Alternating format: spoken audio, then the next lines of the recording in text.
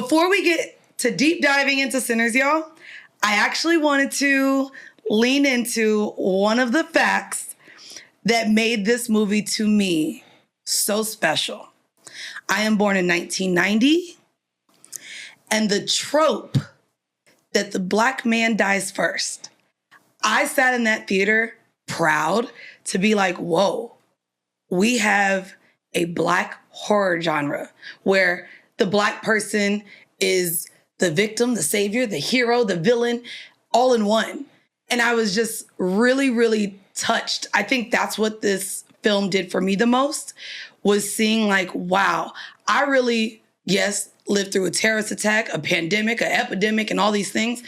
I felt in the moment so proud to be Black because I was like, damn, we normally had one role in horror films. Mm-hmm. And so to see that we're now that, I wanted to give you guys a list real quick of Black guys die first in horror films as a subject. And there's many notable films, but here's some ones. Night of the Living Dead, that came out in 1968. Halloween from 1978. Scream from 1996. A Nightmare on Elm Street, 1984. The Cabin of the Woods, 2011. The Thing, 1982. And Texas Chainsaw Massacre, the original, 1974. Sinners, to me, in terms of horror, I'm not even a horror fan. So for those scared to go see it, spoiler alert, as long as you're not that pussy, it's not that scary. Like, it depends how pussy you are. There's a couple of cheap jump scares, but it's not scary. You want to know what I thought Ryan Coogler did phenomenally? Where you were supposed to jump, that nigga transitioned to the next scene. Yeah. The transitions of like the vampires jumping and then literally you being taken to the next scene, it was like, this little jump scare wasn't even that scary. Mm-hmm. I fucked with it. I think it depends because the reason Sinners got... You're talking about Sinners, right? Sinners. Sinners got scary. We're only talking Sinners. No, I was thinking the other movies. The Sinners got scary for me because possession and devil shit, I think that's real, so I don't really know what to do when that's going on. Like, that kind of fucks me up because killing doesn't scare me. Not ghosts. Like Scream, I know what you did last summer type of shit, I'm okay. Jeepers Creepers, eating people. But when it's devil and God. I'm curious, though. Possession. Yeah, but you keep talking, because you said it, I think, on the regular episode about the godly aspect.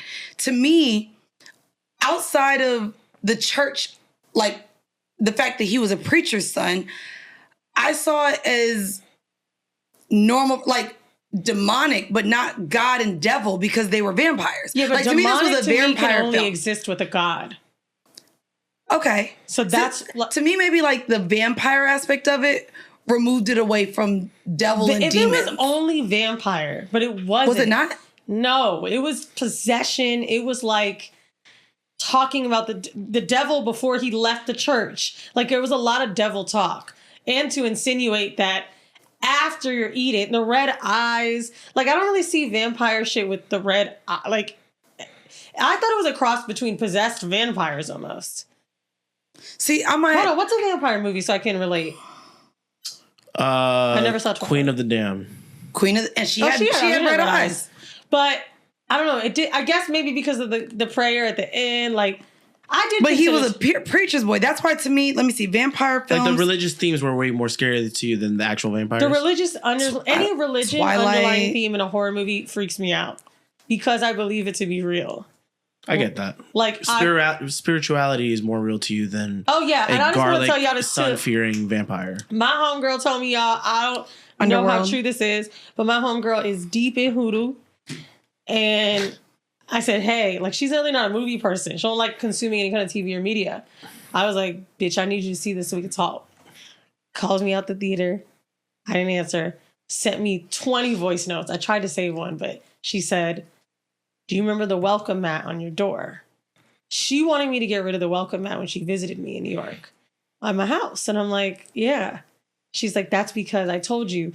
In the movie, we're seeing them say you have to literally welcome them in. She's like, in real life, the spirits can be invited in by any kind of gesture. Yeah, they can read. Or they can allude.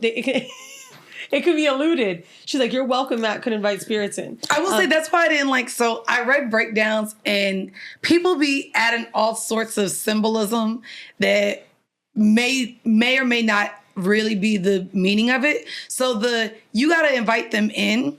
I saw people on Twitter break down and make correlation to inviting people that aren't black to the cookout. Oh, I like that. I thought that was the cool. literal theme. That's what I I'm never saying. thought about it like But that. I don't know, only because it wasn't so black and white, and the fact that That's what made this movie the great. fact that Yeah. Cornbread and all of these, you know what I mean, like Oh, shit, so his many name's Cornbread. many black actors also had to be invited in. So that's Once me where they I was just were like, vampires, yes, but who did it first? White people. Oh, I get Yeah. it though. I get what you mean. You know what I now. mean? And here's the other thing. You can say it much like any other black person in society that done taking white people, like taking their own people down. That's why I was like, oh, I'm really connecting the dots in the middle of this movie. White girl went out first, then she became the culture, which I love. The fact that they let that white bitch ruin everything, yes. So, white people are the ones that tried to come in there to fuck y'all shit up. Once they got black people to be a part of their coonery, i.e. a Candace Owens, and so have you, now you can then bring other black people who I do believe are of higher power, no shade to anybody else. We want these gifts. We want all this creativity. They literally said it. You can make anything. You can keep doing it. And we'll keep taking it. I will say